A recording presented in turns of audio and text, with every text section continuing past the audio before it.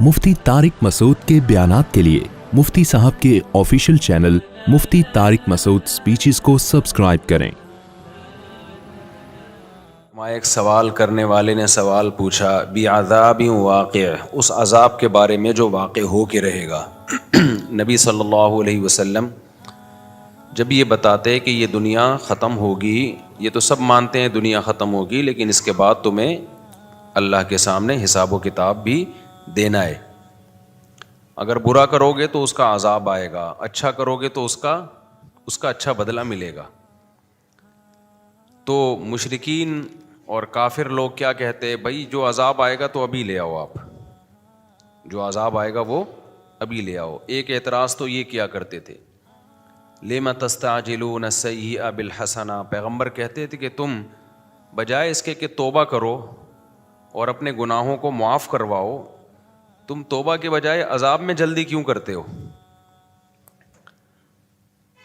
एक उनका मुतालबा ये होता था कि भाई अभी आ जाए ना अज़ाब। तो नबी सल्लल्लाहु अलैहि वसल्लम जब ये बताते कि एक टाइम है, मुतय्यन है, क़यामत एक वक्त पे आएगी, वो तुम्हारी मर्ज़ी पे नहीं आएगी, तो अगला उनका सवाल होता था फिर वो कब आएगी, उसका टाइम बताएं आप हमें। देखो कुछ चीज़ें ऐसी होती हैं जिनका दलील से कोई ताल्लुक़ नहीं होता, दलील से कोई ताल्लुक़ नहीं होता। मैं बार बार एक मौजू को बयान करता रहता हूँ अक्सर कि जो शख्स भी कोई दावा करता है ना, उसके ज़िम्मे दलील पेश करना होता है।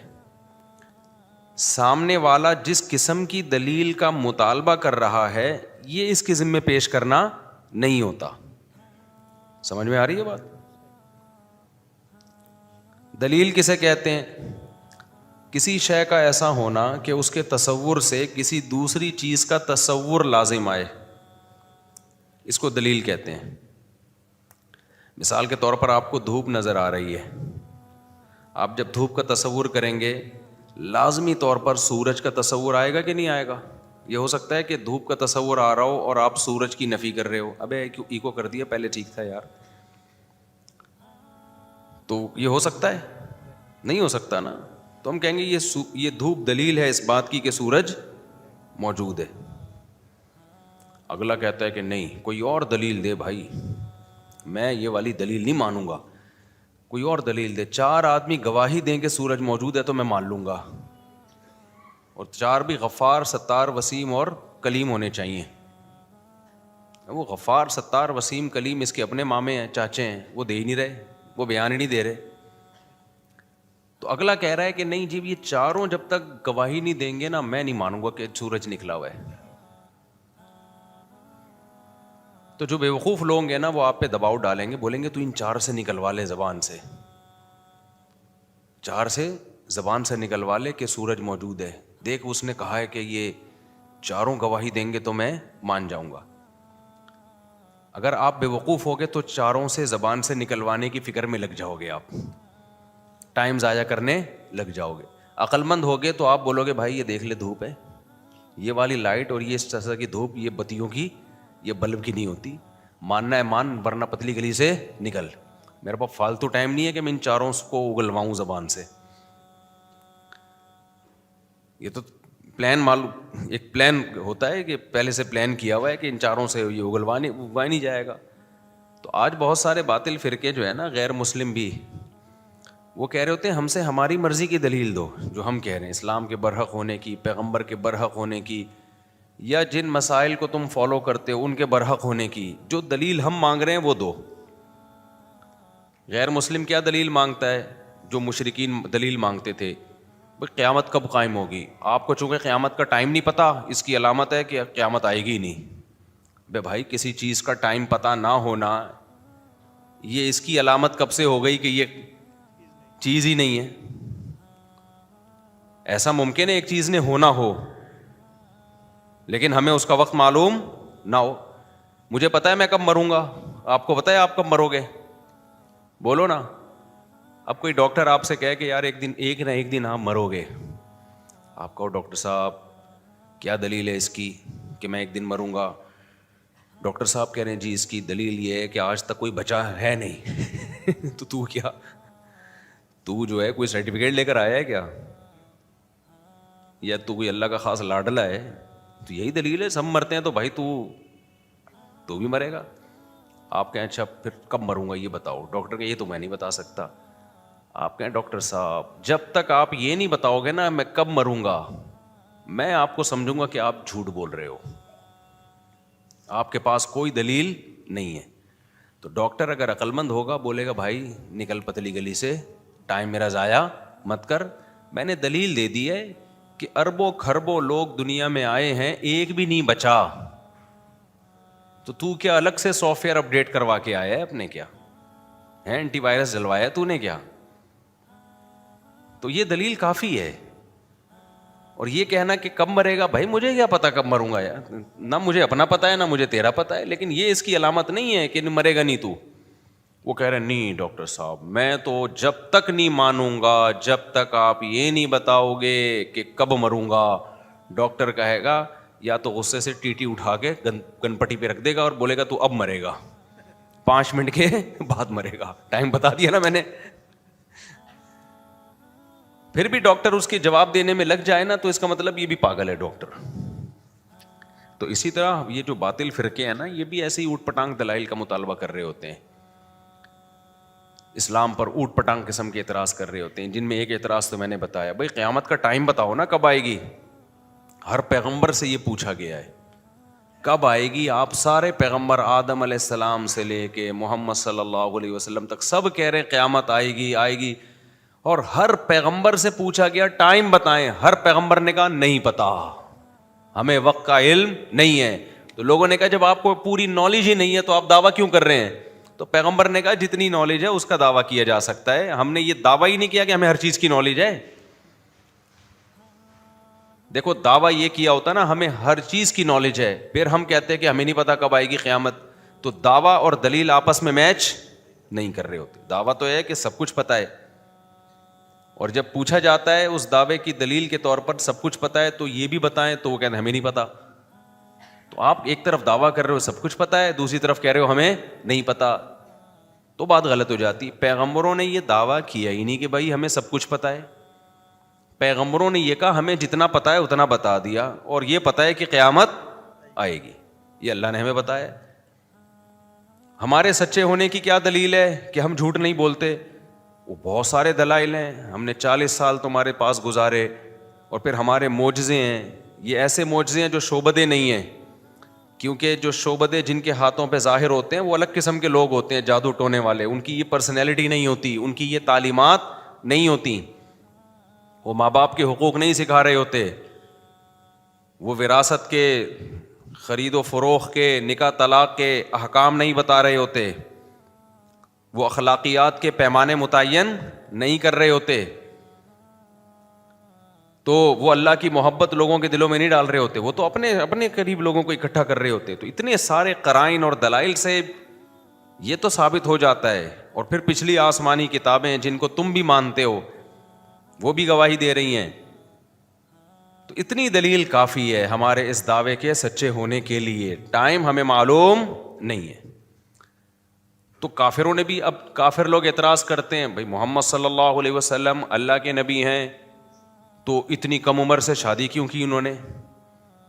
کسی کی عمر کا زیادہ ہونا اور اس کی زوجہ کی عمر کا کم ہونا یہ نبی نہ ہونے کی دلیل نہیں ہے, اس کا اس سے کوئی تعلق نہیں ہے.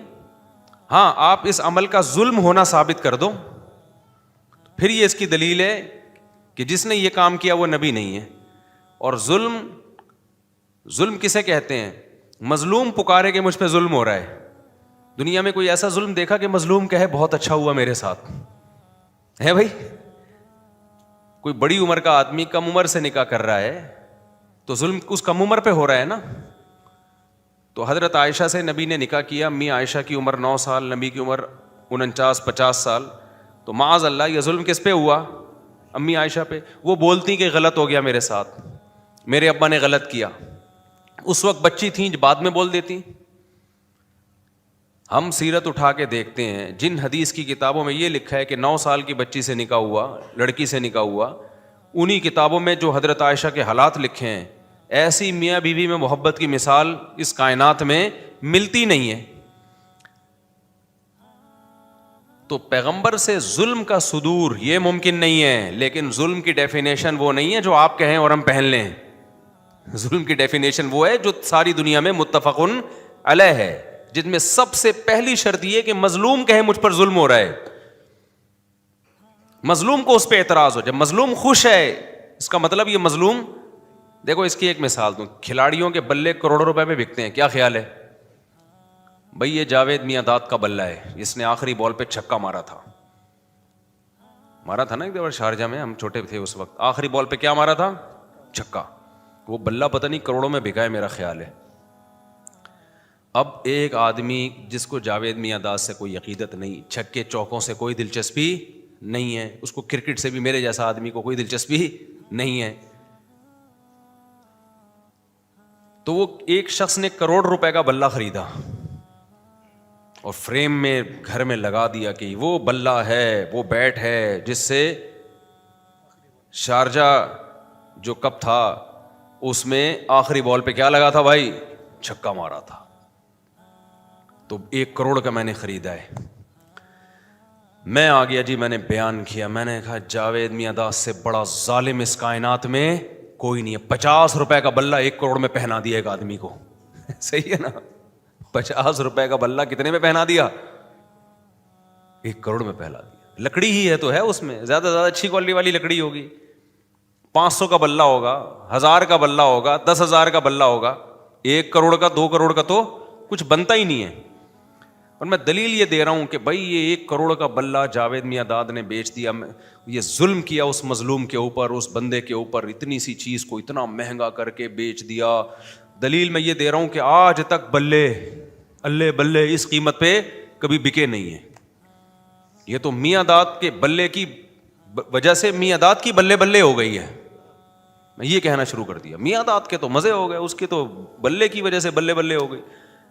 لوگ کہہ رہے بھائی کیسے ظلم ہو گیا. میں مثال دے رہا ہوں بھائی، دیکھو یہ بھی بلہ ہے، مارکیٹ میں قیمت پوچھو، لوگ کہہ رہے ہیں 4,000، کوئی کہہ رہے ہیں 5,000. یار 1 کروڑ اور 4,000 میں فرق کیا؟ اندھے ہو کیا تم؟ عقیدت کی اینک لگائی ہوئی ہے تم نے. میں جتنی مرضی تقریریں کروں، عقل مند کہے گا بھائی جس پہ ظلم ہوا ہے ذرا اس سے جا کے انٹرویو لیتے ہیں. میں نا جاوید میاں داد کے خلاف تقریریں کر رہا ہوں، یہ ظالم ہے، اس نے اپنا بلہ 1 کروڑ میں پہنا دیا، یہ کر دیا، وہ کر دیا. میں گیا، ہم انٹرویو لینے والے مظلوم کے گھر پہنچ گئے. سر یہ آپ کو پہنایا گیا ہے؟ پہنانا سمجھتے ہیں نا کراچی کی اصطلاح. میں اتوار بازار گیا تھا، بکری پہن کے آنے لگا تھا، شکر ہے کسی نے بتا دیا کہ یہ ٹھیک بکری نہیں ہے. خیر، تو میں گیا، میں نے کہا بھائی یہ آپ کے ساتھ بہت زیادتی ہوئی ہے یار. یہ دیکھو یہ بلہ میں لے کر آیا ہوں، 100 روپے کا ہے، یہ 5,000 کا ہے یا 10,000 کا ہے، اسی جیسا ہے، اتنا ہی بڑا سائز ہے. جاوید میاں داد نے آپ کے ساتھ بہت ظلم کیا، 1 کروڑ کا پہنا دیا. تو مظلوم کہہ رہے بھائی جان آپ کون ہو، کہاں سے آئے ہو؟ ٹھیک ہے نا، یہ مجھے پہنایا نہیں گیا ہے، اپنی شوق سے اپنی مرضی سے میں نے خریدا ہے، اور میرے لیے 1 کروڑ 2 کروڑ کی کوئی حیثیت نہیں ہے. اور 30 کروڑ تو ابھی لگ رہے ہیں اس کے، میں دے نہیں رہا کیونکہ تاریخی بلہ ہے، ہماری نسلوں میں چلے گا. تو کیس فوراً خارج ہو جانا چاہیے نا ایسے موقع پہ. میں کہوں یار جب یہ خوش ہے، یا تو یہ بے وقوف بنا، وہ میاں داد کا بلہ ہی نہیں تھا، وہ کوئی اور بلہ تھا میاں داد کا کہہ کے اس کو پہنا دیا. لیکن بلہ بھی میاں داد کا ہے اور اس کو بھی یقین ہے کہ اسی کا بلہ ہے. چلو اس وقت اگر اس کے ساتھ دھوکا ہوا تھا تو اب اس کو کانفیڈنس ہے کہ بھائی نہیں بالکل وہی بلہ ہے.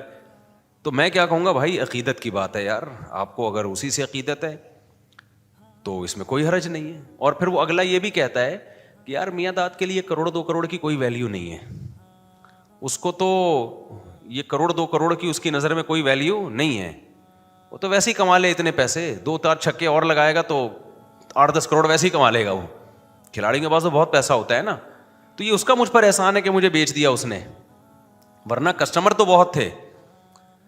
یہی بات ہے بھائی، یہ جو کہتے ہیں ظلم کیا، سیدہ عائشہ سے پوچھو کیا آپ پہ ظلم ہوا؟ وہ کہیں گی بھائی پیغمبر کے پاس رشتوں کی کمی نہیں تھی، پیغمبر ہیں، جو ان کو پیغمبر مان رہے ہیں ان کے لیے تو بڑی ویلیو ہے. جیسے جو کرکٹ کو کرکٹ مانتا ہے اور اس میں دلچسپی لیتا ہے, اس کے لیے تو 1 کروڑ بھی سستے ہیں. میرے جیسے کے لیے 50 روپے میں بھی اس کی کوئی ویلیو نہیں ہے, میرے جیسے کے لیے نہیں ہے. تو جو پیغمبر کو پیغمبر مانتے ہیں, امی عائشہ تو مانتی تھی یہ اللہ کے پیغمبر ہیں, ابو بکر تو مانتے تھے یہ اللہ کے پیغمبر ہیں, ان کے لیے تو بھائی پیغمبر کا احسان ہے کہ امی عائشہ سے نکاح کیا انہوں نے. آپ کے لیے رشتوں کی کمی بولو نہیں تھی, آپ کے لیے کون سی کمی تھی رشتوں کی, یہ تو ان کا نبی کا احسان ہے. لیکن جو پیغمبر کو پیغمبر نہیں مانتے وہ بولتے رہیں گے ظلم ہو گیا, یہ ہو گیا, فلانا ہو گیا, ڈمکانا ہو گیا. تو بھائی آپ جس سب سے دنیا میں ایک اصول ہے کہ جس پہ ظلم ہوتا ہے وہ مظلوم مانے کہ مجھ پہ ظلم ہوا ہے. اگر مظلوم ہی نہ مان رہا ہو, وہی کیس کرنے کے لیے تیار نہ ہو, تو دنیا کی کوئی کورٹ بھی اس کیس کو لینے کے لیے تیار نہیں ہوتی. آپ عدالت چلے گئے, آپ نے وکیل ہائر کیا, کیس کیا کہ وسیم نے غفار کے 1 کروڑ روپے چرائے ہیں. وسیم نے کیا کیا؟ غفار کے 1 کروڑ روپے چرائے ہیں. عدالت بلائے گی آپ کو, آپ وسیم ہیں کہ نہیں؟ میں وسیم تو نہیں ہوں. آپ اس کے ماموں ہو؟ نہیں بھائی میں اس کا ماموں بھی نہیں ہوں. تو وسیم نے آپ کو نمائندہ بنایا ہے؟ نہیں بھائی نمائندہ نہیں بنایا. وسیم تو وہ دوسرے محلے میں رہتا ہے, میں اس محلے میں رہتا ہوں. عدالت کہے گی تو جس کے چرائے ہیں وہ آئے نا. کیا خیال ہے بھائی؟ اب آپ گئے وسیم کے پاس, نہیں سوری غفار کے چرائے تھے نا, کس کے چرائے تھے؟ غفار کے چرائے تھے. آپ غفار کے پاس گئے, یار تمہارے پیسے وسیم نے چرائے ہیں, میں کورٹ میں کیس کر رہا ہوں, کورٹ کیس کو نکال رہی ہے. بولی غفار خود آئے نا. تو غفار کہے جب میرے پیسے وسیم نے چرائے ہیں, میں نہیں جا رہا, تو کیوں میری طرف سے بلا وجہ کا نمائندہ بنا؟ میں جانوں اور کون جانے؟ وسیم جانے. تو چھوڑ دے تو مجھے اپنے حال پہ. تو دنیا کی کوئی کورٹ بھی جس پہ ظلم ہوا ہے وہ اگر کیس نہ کرے تو الا یہ کہ ریاست کے خلاف کوئی کام کیا ہو, پھر اس میں ریاست وکیل متعین کرتی ہے کسی کو. دنیا میں کوئی کورٹ بھی ایسا کیس کو نہیں لیتی. تو یہ کیسا کیس ہے غیر مسلموں کا یار, کہ ہم تمہاری کورٹ میں اپنا کیس لے کر جائیں کہ تم سید الانبیاء پہ الزام لگاؤ کہ انہوں نے 9 عمر بچی سے نکاح کیا کم عمر سے, اور ان پہ ظلم ہوا, زیادتی ہوئی, اور جس پہ ہوا ہے وہ کیس کرنے کے لیے تیار نہیں ہے, وہ فخر کر رہی ہیں. تو اس کا مطلب تمہارا ہیڈک ہے ہی نہیں, یہ ان کا آپس کا معاملہ ہے. یہاں یہ مسئلہ بھی حل ہو گیا کہ لوگ آج کل بہت اعتراض کرتے ہیں, اتنی بڑی عمر کے آدمی نے اتنی چھوٹی لڑکی سے شادی کی, بہت آ رہا ہے آج کل نا. تو وہی کر لی, وہ جانے, وہ آپس کے ان کا معاملہ ہے یار, تمہیں کیا تکلیف ہو رہی ہے؟ بیوقوف بنا کے کیے پھر غلط کیا, اگر بیوقوف نہیں بنائے تو وہ جانے, تم دعا کرو اللہ سیٹر ویٹر بنا دے تمہارا بھی. کوئی کیا خیال ہے بھائی؟ کوئی جل گیا, کسی نے دعا دی, لکھا ہوتا ہے نا رکشے کے پیچھے. رکشوں کے پیچھے جو لکھا ہوتا ہے غور سے پڑھا کریں, بڑی بڑی خاندانی باتیں لکھی ہوتی ہیں ٹرکوں کے پیچھے اور رکشوں کے پیچھے. وہ باتیں جو جاوید چودھری سے آپ نہیں سنو گے ٹرک کے پیچھے مل جائے گی آپ کو, جو مبشر لقمان اور حسن نثار اور ایسے ایسے صحافیوں سے آپ نہیں سنو گے, وہ آپ کو ٹرک کے پیچھے لکھی ہوئی مل جائیں گی. بڑی موٹیویشن ملتی ہے ان باتوں سے, سمجھ رہے ہو نا. کوئی جل گیا, کسی نے دعا دی, تو دعا دینے والا جلتا نہیں ہے اور برکت ہو جاتی ہے, جلنے والے کیا ہوتے ہیں؟ سوکھتے چلے جاتے ہیں. آپ نماز کے بعد